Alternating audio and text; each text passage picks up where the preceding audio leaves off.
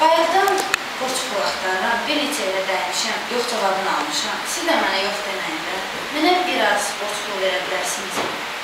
Pul nə üçün lazım? Bilirsiniz, jurnalist gəlməyib, yola salmaq lazım. Yəqin ki, bilirsiniz də nə demək istəyirəm. Birinci, mən pulu ona görə borc vermirəm ki, pulu rüşvət verəsin.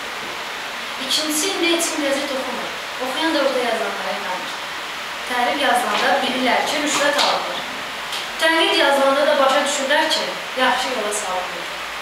Üçüncü, indi hamı yeni mediadan istifadə edir. Sosial şəbəkəyə qoşulur. İndi internetdən, radiodan, TV-dən istifadə edilir. Blog oxuyurlar. Narahat olmağa heç bir əsas yoxdur. Nə istəyir?